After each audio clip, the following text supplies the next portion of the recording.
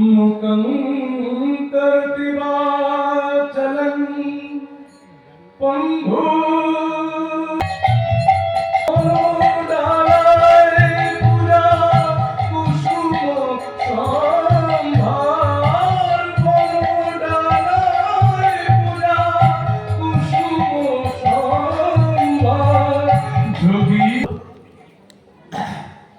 আমরা সভার অন্তিম পর্যায়ে আর আমাদের মধ্যে সৌভাগ্যক্রমে আমাদেরই সৌভাগ্য আমরা পেয়েছি স্বামী পূর্ণলোকানন্দ পুরীজি মহারাজকে পলাশীপাড়া মা সারদার রাজকৃষ্ণ আশ্রমের তিনি অধ্যক্ষ।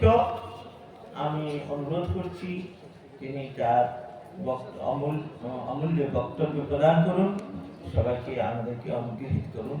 জয় গুরু জয়।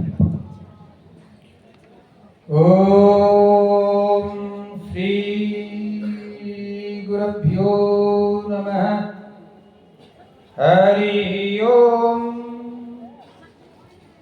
सहना भवतु सहनौ भुनक्तु सह वीर्यं करवावहै तेजस्विनावधीतमस्तु मा विद्विषावहै।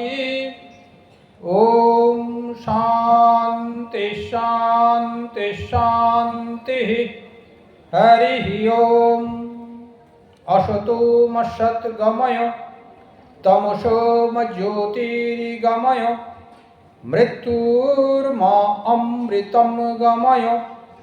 ओम शांति शांति शांति। हरि ओम। उपस्थित मंचपुरी श्रीमद स्वामी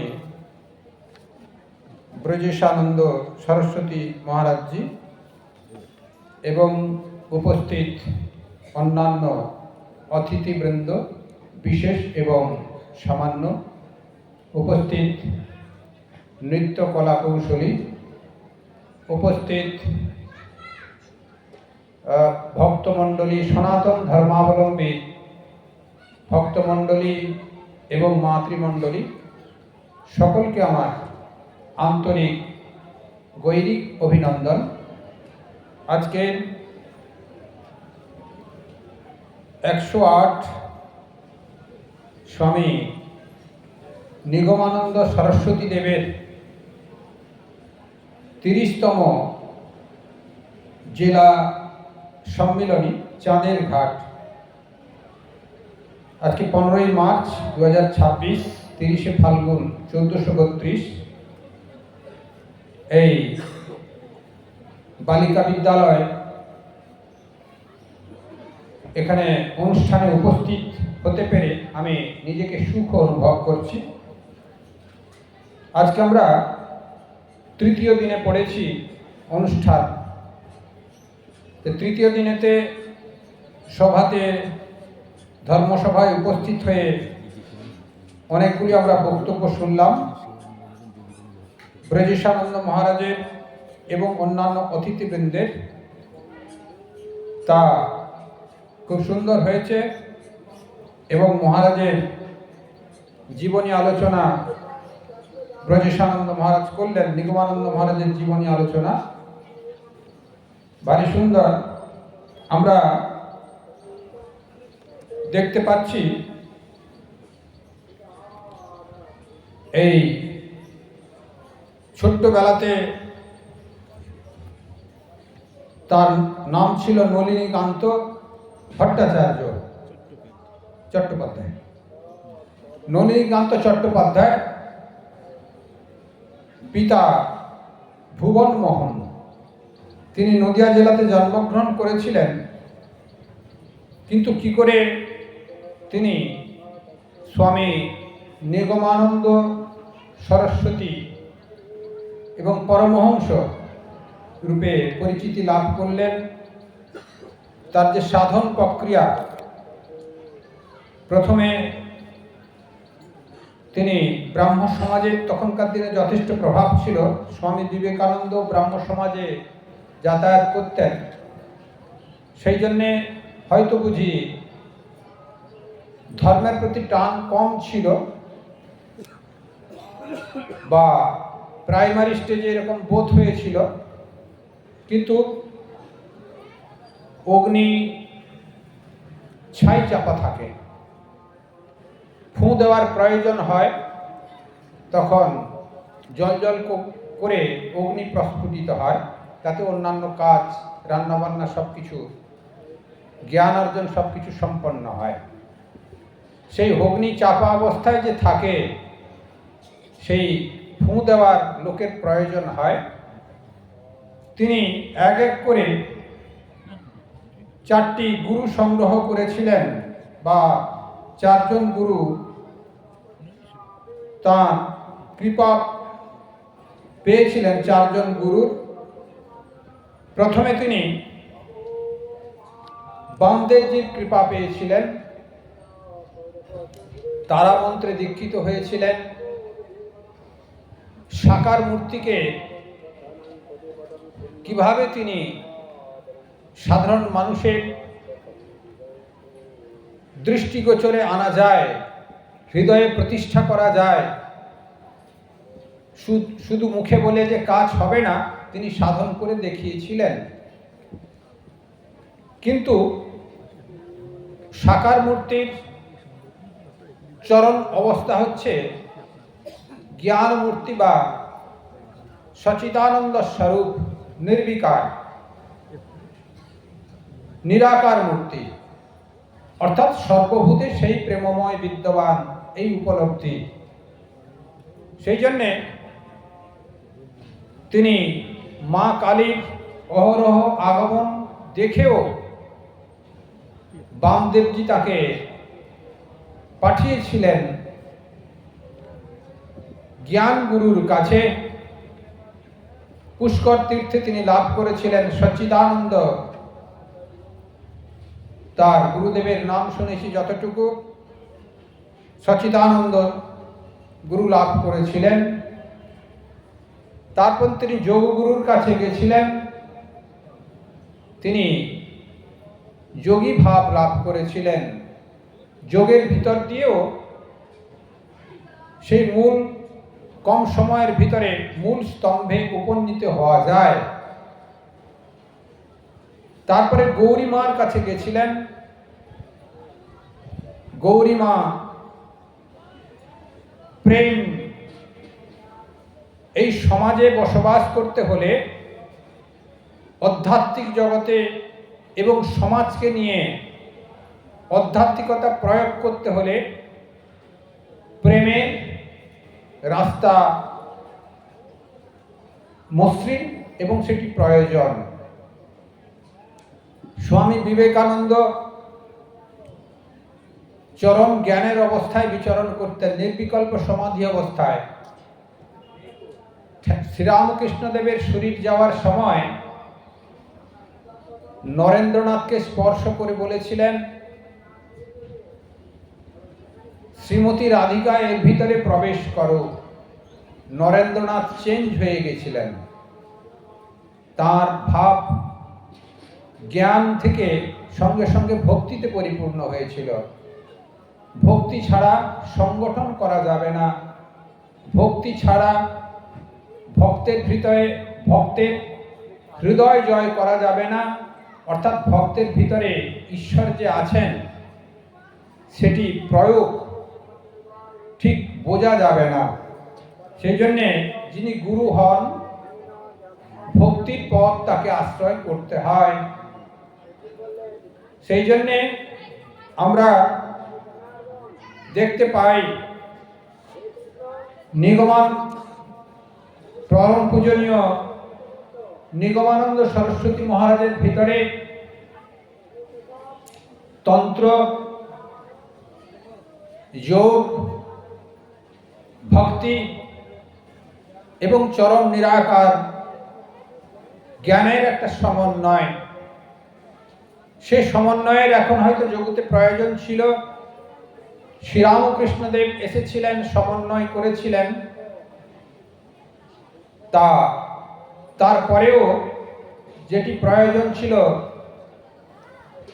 তা তিনি গুরুরূপে সমাধান করছেন। সদ্গুরুর প্রসঙ্গ এসেছে, এসব কথাগুলো পুনরুক্তি আমি করলুম। এটি শ্রীমৎ স্বামী ব্রজেশানন্দ মহারাজ বলে গেছেন। আমি ধর্মের আরেকটি দিক আপনাদের কাছে একটু তুলে ধরব। তা আমরা স্বামী নিগমানন্দ সরস্বতী মহারাজের শিষ্য প্রশিষ্য যারা আছেন, পরবর্তীকালে পরম্পরাক্রমে আশা করি সদ্গুরু গ্রহণের মাধ্যম দিয়ে উপযুক্ত পথে চলাফেরা করছেন, সন্দেহ নাই। তো সনাতন ধর্মতে আমরা বিচরণ করি, এটি আমাদের গর্ব অনুভব করা উচিত।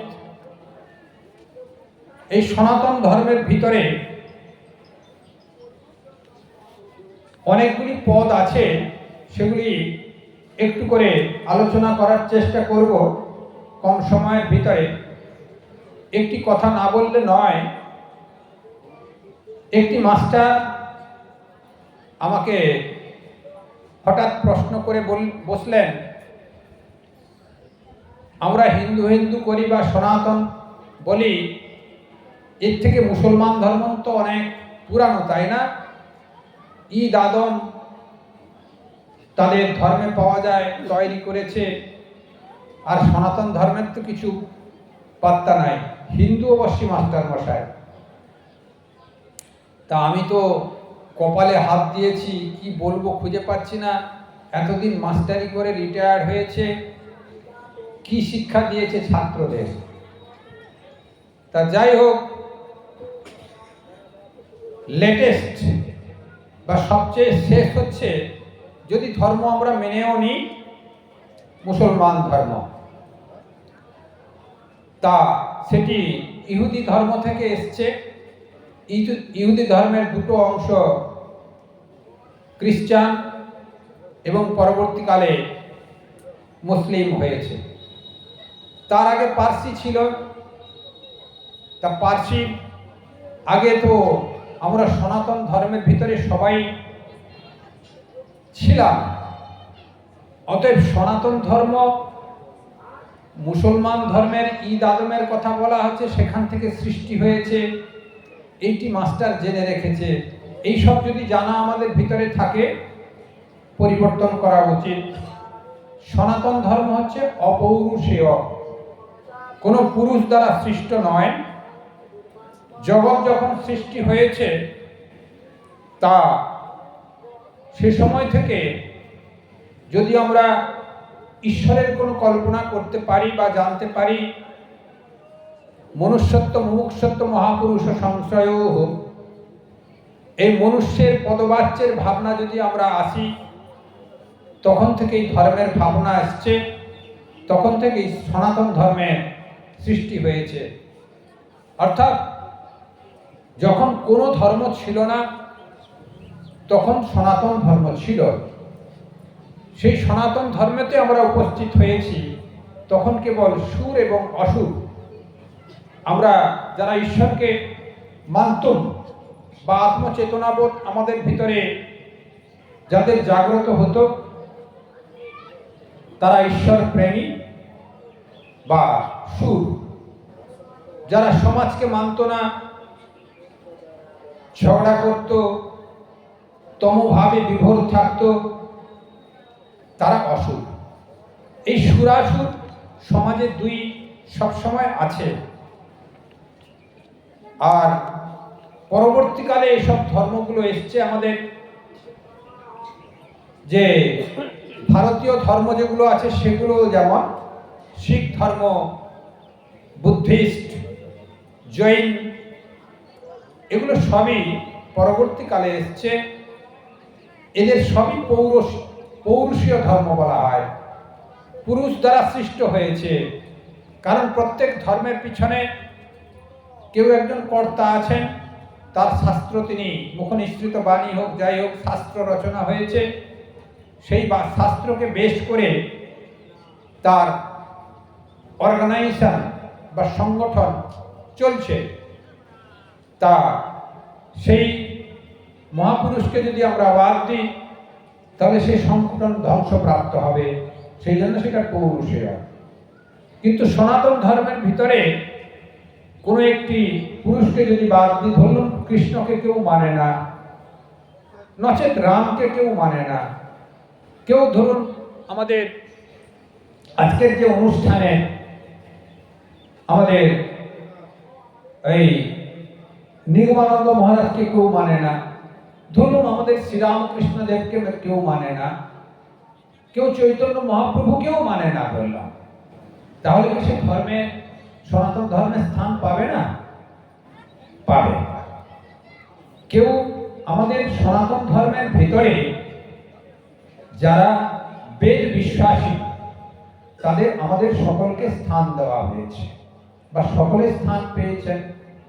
আমরা যারা মানি তার গুরুকে বা সেই ভাবধারাকে আংশিক সত্য হিসাবে মানি, সমষ্টি সত্য সনাতন ধর্মের অংশবিশেষ হবে। সমষ্টি ধর্ম হচ্ছে সনাতন ধর্ম।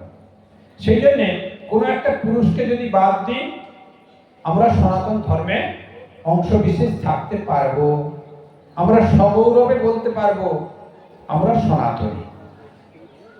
সেই জন্যে সনাতন ধর্মের সৃষ্টিকর্তা কেউ নাই, কারণ এটি পুরুষ দ্বারা সৃষ্ট নয়, বরাবর আছে অপৌরুষেয়।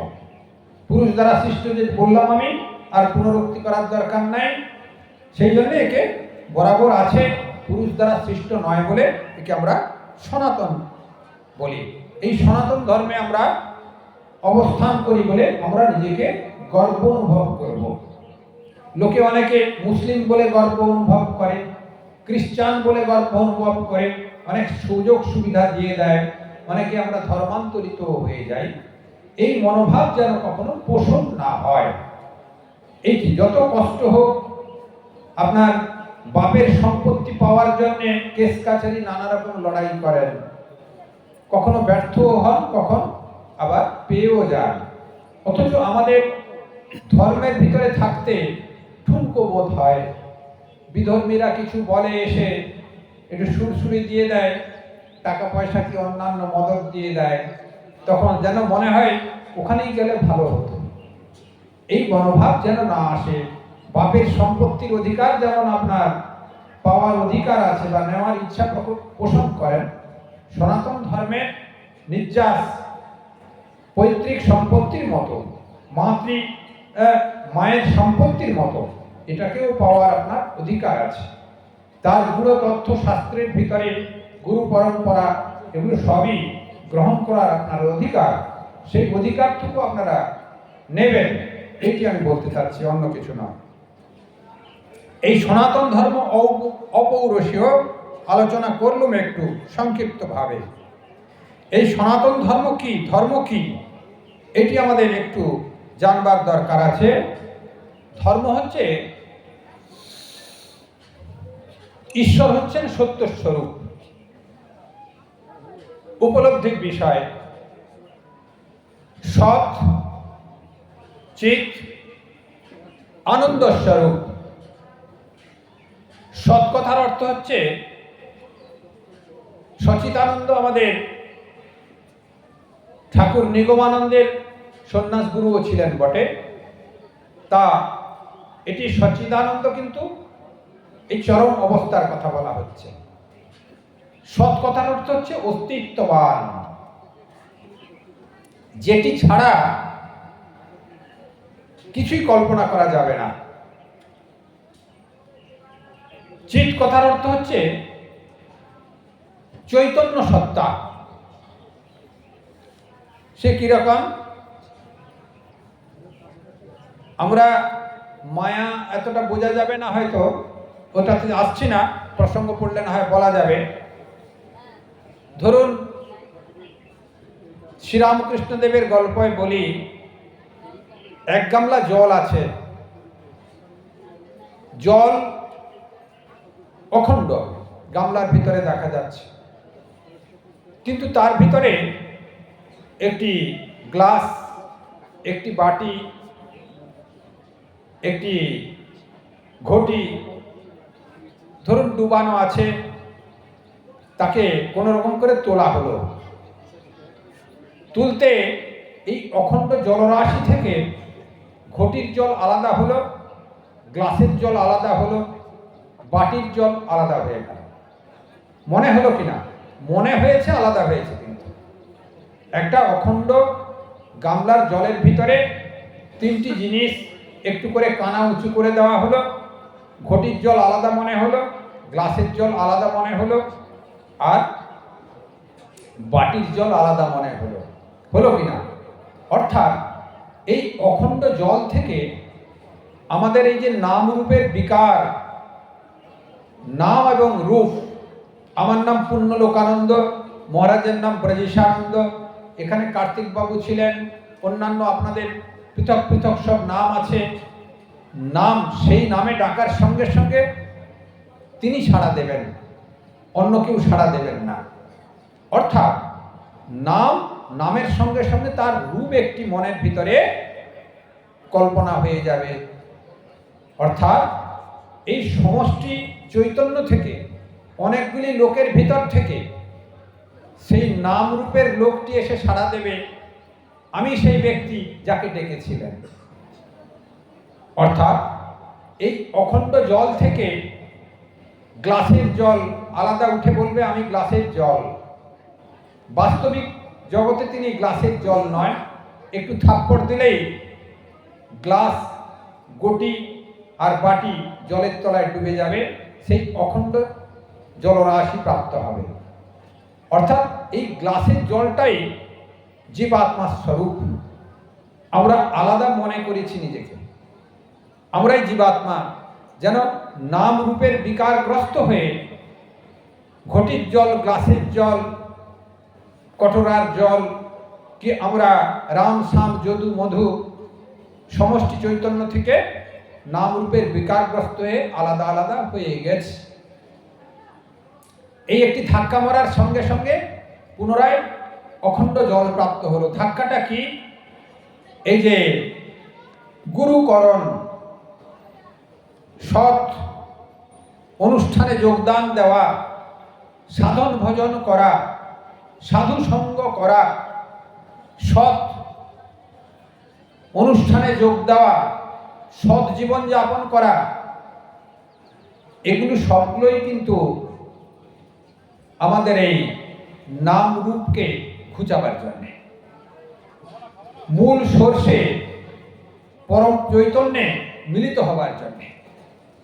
আবার জীবাত্মার যে আবরণ,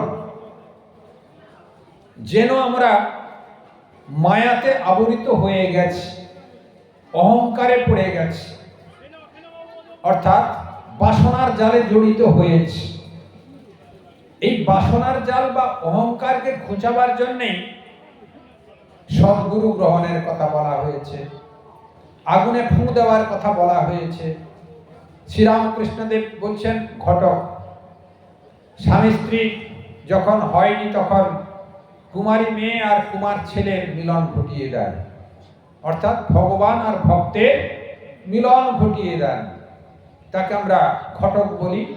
তা আমাদের গুরুদেবও যেন আমাদের ভগবানের সঙ্গে এই যারা মনুষ্য পদবাচ্য হয়েছেন, মুমুক্ষুত্ব লাভের ভাবনা চিন্তা ভাবনা করেন, আমি কে জানার চেষ্টা করেন, বা মনে মনে একটু উৎসুক হয়েছে, একটু তীর্থ ভ্রমণের ইচ্ছা জেগেছে, তা আমার স্বরূপটা কি বুঝতে হবে মনে হচ্ছে, এই রাজনীতি আর ভালো লাগছে না, এই সংসারের এই হেদিপেচি আর ভালো লাগছে না, আমি কে একটু জানতে হবে। এই ভাবনা যখন তার মনে আসবে, তখনই আমরা ওই মুমুক্ষুত্ব ভাব, অর্থাৎ আমার যে ভিতরে স্বরূপের ভাবনা একটা আসবে, মুক্তি লাভের ইচ্ছা একটা আসবে, সে সময় ঠিক মহাপুরুষ সংশ্রয় হয়, অর্থাৎ গুরু কৃপা লাভ হয়। সেই গুরু কৃপা লাভ হলে যদি সাধন ভজন আমরা করতে পারি, গুরু কৃপার শাস্ত্র মেনটেনেন্স করে, শাস্ত্রকে মান্যতা দিয়ে, এই শাস্ত্র হচ্ছে আমাদের মূল বেদ, ব্রহ্মসূত্র, এবং গীতা। তাহলে আমরা ওই জীবাত্মা থেকে স্বরূপ প্রাপ্ত অর্থাৎ পরমাত্মায় চিৎ, যে চিতের কথা হচ্ছিল, সেই চিৎ সত্তাতে উপনীত হতে পারবো, চৈতন্য সত্তায় উপনীত হতে পারবো। তারপরে কি হলো? আনন্দ স্বরূপ। ঈশ্বরের তিনটি অবস্থার কথা বললাম। আনন্দ স্বরূপটা কি? ধরুন আমরা কিছু খেতে ইচ্ছা জেগেছে, আমাদের টেস্ট হয়েছে, জিহ্বার বাসনা, টেস্টি জিনিস খেতে ইচ্ছা। সাধুরা অত পছন্দ করে না, যারা উঁচু স্তরে চলে গেছেন, একটু শরীরের ভিটামিন যুক্ত খাবার চাই, একসঙ্গে সেদ্ধ করলো, একটু ঘি দিয়ে চামচ দিয়ে খেয়ে নিল, সময় নাই খাওয়ার, সাধন ভোজন করতে হবে, শাস্ত্র অধ্যয়ন করতে হবে। কিন্তু জিহ্বা আমাদের তো আছে শরীরের, ওই জিহ্বাকে একটু মেনটেনেন্স করতে হলে ভালো মন্দ চাই। তো ভালো মন্দ খেতে গিয়ে শরীর খারাপও করে, অর্থাৎ সুখ অনুভব হলো জিহ্বার লালসা পূরণের জন্য। পরক্ষণের দুঃখ হলো শরীর খারাপ, 4 দিন বিশ্রাম, কি পেট খারাপ, ডাক্তার দেখলেও কষ্ট ভোগ নিজেকে করতে হবে, অর্থাৎ দুঃখ ভোগ করতে হবে। সুখ দুঃখ এই জগতের ভিতরে সীমাবদ্ধ। সুখ দুঃখ আমাদের ভিতরে সবসময় আছে। আনন্দটা হলে কি? আনন্দ হচ্ছে, দেখুন যারা যারা আজকে নাকি মহারাজ দীক্ষা দিয়েছেন এখানে, তার সন্ন্যাসীরা জগৎগুরু দীক্ষা দিতে পারেন, শাস্ত্র অধিকার দিয়েছেন। তা যারা দীক্ষা নিয়েছেন, এই যে জপ করলেন, জপ করার সঙ্গে সঙ্গে মাইন্ড প্রথম প্রথম না হলেও কিছুদিন জপ করার পরে মাইন্ড কনসেন্ট্রেট হয়ে যায়, একাগ্র হয়ে যায়। একাগ্র হলে একটা ভাইব্রেশন, তরঙ্গ সৃষ্টি হয় মনের ভিতরে। যখন মনের খারাপ চিন্তা আসে, সেই তরঙ্গের কথা চিন্তা করলে আবার মন ভালো হয়ে যায়, অর্থাৎ সেটি আনন্দ।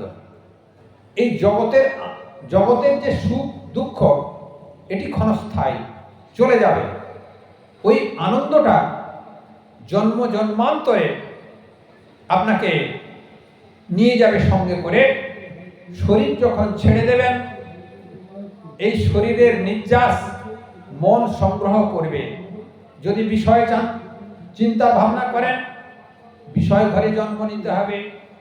যদি আরো নিকৃষ্ট চিন্তা ভাবনা করেন, নিকৃষ্ট অবস্থায় পশুজনী প্রাপ্ত হতে পারে, না হওয়ার সম্ভাবনা বেশি। আবার যদি আনন্দের চিন্তা ভাবনা করেন, গুরু ইষ্টের বা ঈশ্বরের একাত্ম অনুভবের চিন্তা ভাবনা করেন, সচিদানন্দ বস্তুর, তাহলে আনন্দ লাভ করবেন। এবং জন্ম জন্মান্তরেও মুক্তি যদি নাও হয়, আধিকারিক পুরুষ হিসেবে জন্ম নিতে পারবেন। অর্থাৎ আনন্দটা আমাদের ভিতরে ক্ষণস্থায়ী নয়, চিরস্থায়ী। আনন্দটা সবসময় আমাদের ভিতরে থাকে, সেটি ঈশ্বরের প্রকাশ। সৎ চিৎ আনন্দ ঈশ্বরের বৈশিষ্ট্য। এইটিকে আমরা যদি লাভ করতে পারি, তা আমরা এই শরীর আত্মবোধ যে আছে, মায়ার যে আকর্ষণ আমি বললুম বা আমরা ভাবি, আর এই ধূলিময় সংসারে মনোমালিন্য ভাবনা থেকে অতিক্রম করতে পারবো। ঈশ্বরের অনুভব সেই সচিতানন্দ পুরুষকে লাভ করলে, এই সচিতানন্দকে পাবার যে পথ, তাকে আমরা ধর্ম বলি। সচিদানন্দ ঈশ্বর, সত্যস্বরূপ। এই সত্যকে পাওয়ার যে পথ, সেটি ধর্ম। ভগবান শ্রীকৃষ্ণ গীতামুখে বলেছেন, যে আমাকে ধরে আছে, আমি যাকে ধরে আছি, সেটি ধর্ম। এটাও ঠিক। তিনি তো সচ্চিদানন্দ স্বরূপ। যখন গীতা উপদেশ দিয়েছিলেন ভগবান শ্রীকৃষ্ণ অর্জুনকে, তখন সেই অবস্থায় তিনি ছিলেন। পরবর্তীকালে অর্জুন যখন প্রশ্ন করলেন, আরেকবার তুমি গীতা উপদেশ দাও না, বলছে আমি সেই অবস্থা এখন নাই। সেই অবস্থা মানে সচ্চিদানন্দ অবস্থা। তা সেই অবস্থায় যখন গেছিলেন তিনি উপদেশ দিয়েছিলেন প্রত্যেক সাধক সেই অবস্থায় পৌঁছান। সেই অবস্থায় পৌঁছানোর যে পথ, অর্থাৎ মুমুক্ষুত্ব, অর্থাৎ মুক্তি লাভের ইচ্ছা তার ভিতরে জেগেছে, গুরু কৃপা করলেন, তার পথ শুরু হলো, সাধন ভজন শুরু হলো, এটি ধর্ম শুরু হয়ে গেল। স্বামীজি বলছেন, যারা সবকিছু ত্যাগ করেছেন, ধর্মের তিনি প্রথম সোপানে পা দিয়েছেন মাত্র। অর্থাৎ আমরা কেউই এখন ধর্ম আচরণ করি না, সব বিষয় আচরণ করি। সেই বিষয়কে পরিত্যাগ করলে ধর্মের আচরণ শুরু হবে। সেই জন্য আশা করব সাধন ভজন একা একা হয় না ঠিকই, সদ্গুরুর আশ্রয় করে আমরা সাধন ভজন করতে করতে ধর্মের আচরণ করব, শিখব এবং সাধন ভজনে ডেভেলপ করব। তারপরে মুক্তি লাভের ইচ্ছা থেকে আত্মজ্ঞান লাভ হতে পারে। অর্থাৎ গুরুবৎ গুরুপুত্রেষু কথায় আছে, গুরুর পুত্র গুরু হয়ে যান। এটা অস্বাভাবিক নয়, স্বাভাবিক। যেরকম বাবার সম্পত্তি ছেলে পায়, সেরকম ছেলেও বাবার স্থানাধিকার বা স্থান পেতে পারে। এটি চারটি মার্গের কথা বলা হয়েছে, শাস্ত্র বলেছেন চারটি মার্গ। সেই চারটি মার্গ কি কি? এটি জ্ঞান ছিল প্রথমে, বৈদিক ও শাস্ত্র সম্পর্কে একটু আলোচনা করবার কথা ছিল। আমাদের মূল শাস্ত্র হচ্ছে বেদ। বেদ হচ্ছে আমাদের মূল শাস্ত্র। বেদকে শ্রুতি প্রস্থান বলা হয়। আমাদের পুরুষ দ্বারা কোনো সৃষ্ট নয় বেদ। মুনি ঋষিরা ধ্যান করতে করতে একটি করে মন্ত্র প্রজ্বলিত হতো, সেটিকে শিষ্যকে শুনিয়ে দিতেন। অর্থাৎ মন্ত্রদ্রষ্টা ঋষি বলা হয় তাদের। মন্ত্র দর্শন করতেন আর শিষ্যদের শুনিয়ে দিতেন। শিষ্য পরম্পরা ক্রমে এটি জাগ্রত ছিল, সেই জন্য এর অপর নাম শ্রুতি। তারপরে আমরা ন্যায় প্রস্থান পাই ব্রহ্মসূত্র বা বেদান্ত দর্শন। সেটি বেদেরই মন্ত্রগুলোকে সুন্দরভাবে সাজানো বিচারের মাধ্যমে। তারপরে পাই প্রস্থানত্রয়ের ভিতরে গীতাকে। গীতাকে কেন আমরা গীতাকে স্মৃতি প্রস্থান বলা হয়? তা ভগবান শ্রীকৃষ্ণ বেদেরই ভাবধারা, যেন বেদের জিষ্ট গীতার ভিতরে প্রয়োগ করেছেন। সেই জন্যে আচার্য আদি শঙ্কর, আমরা প্রত্যেকে যারা সন্ন্যাসী এখানে আছি এবং স্বয়ং যার অনুষ্ঠানে আমরা উপস্থিত হয়েছি, আমরা সকলেই আচার্য আদি শঙ্করের পরম্পরা। সেই আদি শঙ্কর এই তিনটি শাস্ত্রের ভাষ্য রচনা করেছিলেন, তা জ্ঞান মার্গের ভিতর দিয়ে, জ্ঞান ভাবনার ভিতর দিয়ে। সেই জন্য জ্ঞান একটি বিশেষ পথ। নেতি নেতি করে ডিটেলসে যাচ্ছি না, ইতি ইতি করে সেখানে পৌঁছানো যায়। একটি উদাহরণ দিলে মন্দ নয়, যেটি আমাদের সাধু সমাজে প্রায় প্রচলিত আছে।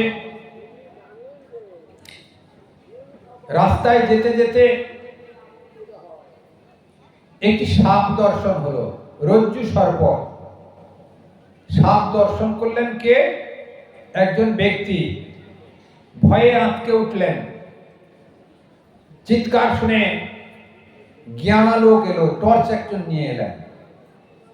একজন টর্চ নিয়ে এসে রাস্তায় মারলেন, এটি সাপ নয়, দড়ি পড়ে আছে। পেঁচানো অবস্থাটা সাপের গতি মনে হয়েছিল।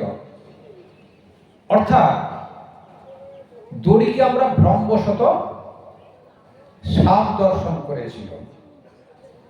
এই জগৎ সংসার আদৌ জগৎ নয়, ঈশ্বরই, সচিদানন্দ বস্তুই। আমাদের কালিমা যুক্ত হয়ে ভ্রমে পড়ে ওই রজ্জুকে যেরকম সর্প দর্শন করছি, জ্ঞানালোক এসে, টর্চ লাইট এসে তাকে সর্পের ভ্রম কাটালো। আমাদের এই মনুষ্য জন্মে, অন্যান্য জীব থেকে শ্রেষ্ঠ জন্ম মনুষ্য জন্ম, আহার নিদ্রা মৈথুন ভয়, এইগুলোর থেকে আলাদা একটি চিন্তা ভাবনা আছে, ঈশ্বর লাভের ভাবনা, তাকে মানুষ বলি। সেই মানুষই একমাত্র জ্ঞানালোক এনে এই জগৎ সংসারের ভাব কাটিয়ে দিতে পারবে। তখন তিনি অদ্বৈত ভূমিতে বিচরণ করতে পারবেন। তিনি আর সর্প দর্শন করবেন না, রজ্জু দর্শন করবেন। এটি আচার্য শঙ্করের মূল ভাব। সেটি হচ্ছে জ্ঞান, সচিদানন্দ স্বরূপ। উনার গুরুদেব সচিদানন্দ মহারাজ এই জ্ঞান ভাবে চরম অবস্থায় বিচরণ করতেন। আমাদের শ্রীরামকৃষ্ণদেব তো ছিলেনই। শ্রীরামকৃষ্ণদেবের গুরুদেব ল্যাংটা তোতাপুরী, তিনিও জ্ঞান মার্গী ছিলেন। তা জ্ঞানের পরিসমাপ্যতে এতে আছে আমাদের গীতাতে। তা গীতাতে সমস্ত কর্মের এই আনুষঙ্গিক যা কিছু আছে, আমাদের মনের বিকার সমস্ত অগ্নিতে দাহ হয়ে যায়, জ্ঞানাগ্নিতে সমস্ত ভস্মীভূত হয়ে যায়। সেই জন্য জ্ঞানী শ্রেষ্ঠ বলা হয়েছে। তার আগে আমরা আরেকটু ভাবেতে যাই। চারটির কথা বলা হয়েছে। যোগ, যোগ অর্থাৎ পাতঞ্জল যোগের কথা সেখানে শাস্ত্র বলেছেন। টাইমটা কত? এখন কত বাজে? ও, সময় তো হয়ে যাচ্ছে, আমি অল্প অল্প করে শেষ করে দেব। হ্যাঁ,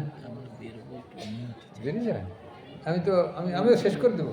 আচ্ছা, আসুন আসুন, সময় হলে তো আসতে হবে। তা যোগ, পাতঞ্জল যোগ দর্শন।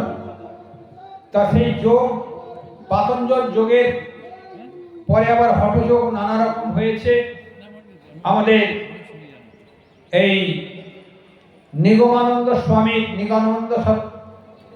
আমাদের নিগমানন্দ সরস্বতী মহারাজের গুরুদেব যোগগুরু ছিলেন। তিনি তাকে যোগ শিক্ষা দিয়েছিলেন সুমেরু দাস বাবাজি। অর্থাৎ যোগের মাধ্যম দিয়েও সমাধিতে আত্মসন্দর্শন হয়। তারপর ভক্তি, ভক্তির কথা অনেক আলোচনা হয়েছে। গুরু পরম্পরা, দীক্ষা দেওয়া মানেই ভক্তির পথ। কোনো বিগ্রহকে অবলম্বন করে তার কাছে পৌঁছানো ভক্তির পথ। তা ভক্তির ভিতর দিয়ে তার কাছে আমরা পৌঁছাবো। আর একটি বিশেষ কি কর্ম, যেটি ভক্তির ভিতরে তন্ত্র, আমাদের ভক্তির পথ। মাকে পাওয়া, যেরকম তারা মাকে তিনি পেয়েছিলেন, শ্রীরামকৃষ্ণদেব দক্ষিণেশ্বরে তিনি ভবতারিণীকে পেয়েছিলেন। অর্থাৎ সাকার মূর্তিকে অবলম্বন করা ভক্তির পথ। কর্মভক্তি, জ্ঞান যোগ এবং কর্ম একটি বিশেষ, যেটি পরবর্তীকালে ট্রান্সফর্ম হয়েছে আমাদের যা কিছু আমাদের ভিতরে কর্ম করা হয়, সৎ অসৎ, ভালো মন্দ বিচার করে ভালো কর্মগুলো করে যদি ঈশ্বরে সমর্পণ করি, তাহলে সেই সব কর্ম ঈশ্বরমুখী হয়ে যাবে। আমরা ওই ঈশ্বরমুখী কর্ম যখন হবে, তখন ঈশ্বরকে আমরা অনুধাবন করতে পারবো, লাভ করতে পারবো। সেই জন্যে এই চারটি পথ ঈশ্বর লাভের, সচ্চিদানন্দ বস্তু বা নিজের স্বরূপকে প্রাপ্তির জন্যে চারটি দ্বার খোলা আছে। কর্ম, ভক্তি, জ্ঞান, যোগ। এই চারটি ভিতরে দুটি বিশেষ, সাকার এবং নিরাকার, ভক্তি এবং জ্ঞান যোগ। তা এইগুলোর আমরা প্রবৃত্তি মার্গতে দেখি, এই সংসার যাত্রার ভিতরে প্রবৃত্তি মার্গ, প্রবৃত্তি মার্গের ভিতরে আমরা অবস্থান করি। এই দেনা পাওনা, লেনদেন যা কিছু আছে সব প্রবৃত্তি মার্গ। এই প্রবৃত্তি মার্গ থেকে আমরা নিবৃত্তি মার্গে যখন যাব, মুক্তসত্য লাভ করার চেষ্টা করব, তখন নিবৃত্তি মার্গ আসবে, তখনই জ্ঞান লাভ সম্ভব হবে। সেই জন্য এই সমাজের দুটো দিক, প্রবৃত্তি এবং নিবৃত্তি। এই প্রবৃত্তি মার্গ থেকে আমাদের অতিক্রম করতে হবে, এটি আমাদের চেষ্টা করে এগিয়ে যেতে হবে সাধন ভজনের ভিতর দিয়ে। তো আমাদের আরেকটি দিক আছে, আমরা সংসারে থাকি। সংসারে থাকলে কেবল সাধন ভজন করব তা নয়, সেখানে উপাসনার বিভিন্ন দিক থাকলেও পঞ্চ উপাসনা, গণেশ, সূর্য এবং শক্তি, বিষ্ণু এবং শিব। কিন্তু উপাসনা যেভাবেই থাকুক, আমরা পাঁচটি যজ্ঞের ভিতর দিয়ে এগোবো, তাহলে আমাদের এই সাধন ভজন সম্পূর্ণ হবে। পাঁচটি যজ্ঞ কি কি? ঋষি যজ্ঞের কথা বলা হয়েছে। ঋষি যজ্ঞ, দেবযজ্ঞ, পিতৃযজ্ঞ, ভূতযজ্ঞ এবং নৃযজ্ঞ। এই পাঁচটি যজ্ঞের ভিতর দিয়ে আমরা যদি এগাই, সনাতন ধর্ম বলছে অবশ্যই সচ্চিদানন্দ বস্তু লাভ হবে। ঋষিযজ্ঞ কি? ঋষিযজ্ঞ গুরু দীক্ষা দিলেন, এই মন্ত্র জপ করাই ঋষিযজ্ঞ। ঋষিযজ্ঞের জন্য পয়সা খরচা নাই, সদ্গুরু গ্রহণ, তার সাধন ভজন, এটি ঋষিযজ্ঞ। পিতৃযজ্ঞ কি? আমরা পিতামাতার সেবা করব। যারা সন্ন্যাস নিয়েছেন তাদের হয়তো সেবা করতে হবে না, কারণ যারা ঈশ্বর অনুরাগী হয় তারা সংসার বন্ধন ঘুচিয়ে এসছেন বা মোচন করে এসছেন, পিতামাতার তার সেবা লাগে না। কিন্তু যারা সংসারে থাকবেন অবশ্যই পিতামাতার সেবা করবেন, আর পিতামাতার অবর্তমানে শ্রাদ্ধ শান্তি অবশ্যই দেবেন। এগুলো বৈদিক ক্রিয়াকর্ম, এটিকে পিতৃযজ্ঞ বলা হয়। পিতৃযজ্ঞ অর্থাৎ মাতৃযজ্ঞও বটে।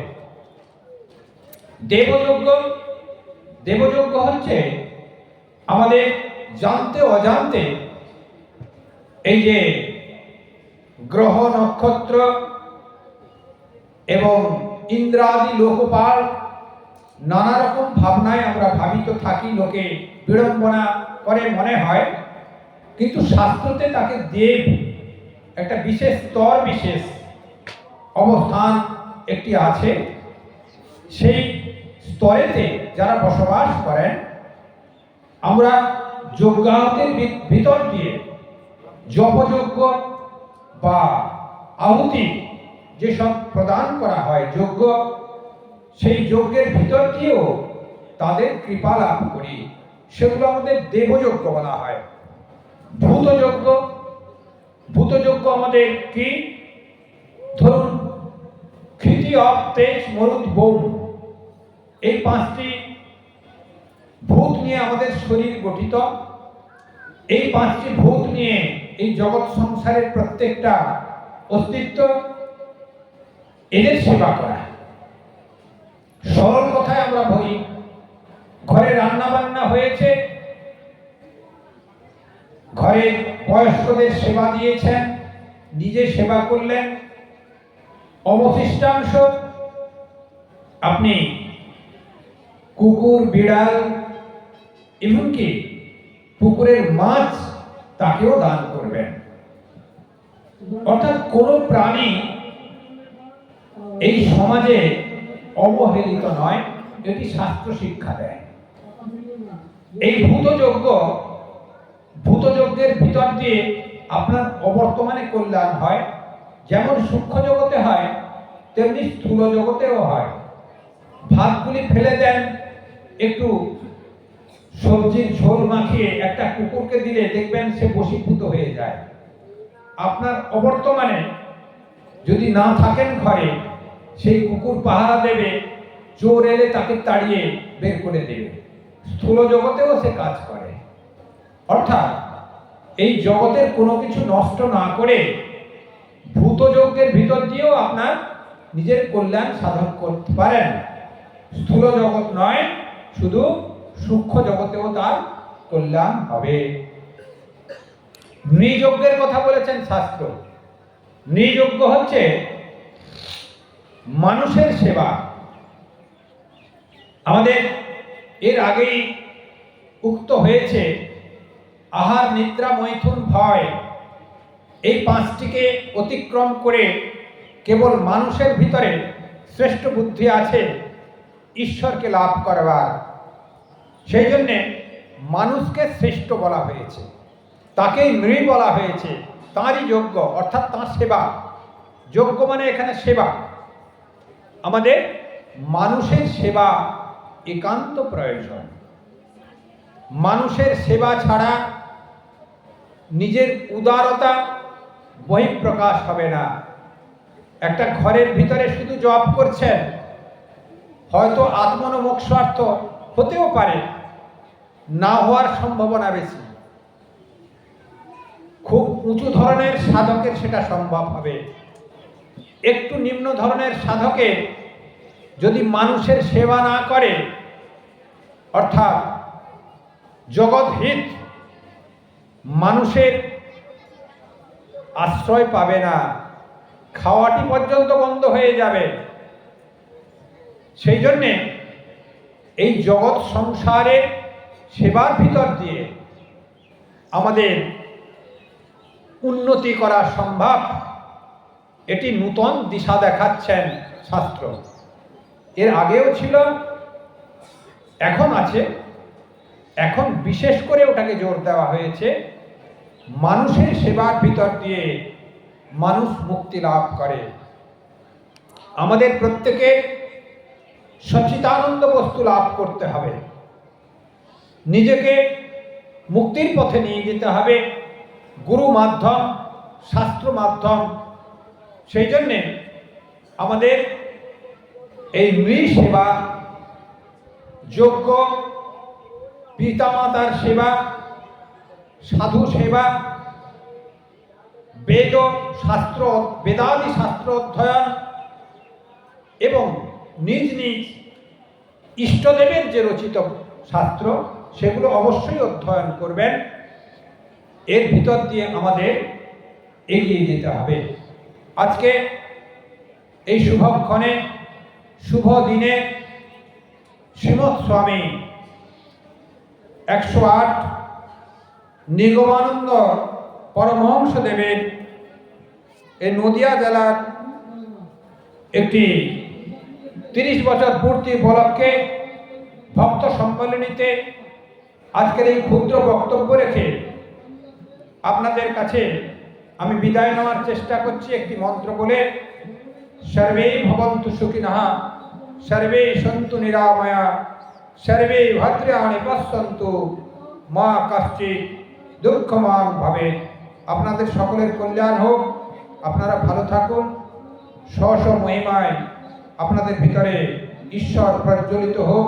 যে যেখানে আছেন সবার কল্যাণ সাধন হোক, এইটি আমি ভগবানের কাছে প্রার্থনা করি। আমারও সন্ন্যাসীর তরফ থেকে আশীর্বাদ রইল। সনাতন ধর্মে আনন্দে থাকুন, আনন্দে থাকুন। আনন্দে থাকুন। কল্যাণমস্তু, কল্যাণমস্তু, কল্যাণমস্তু।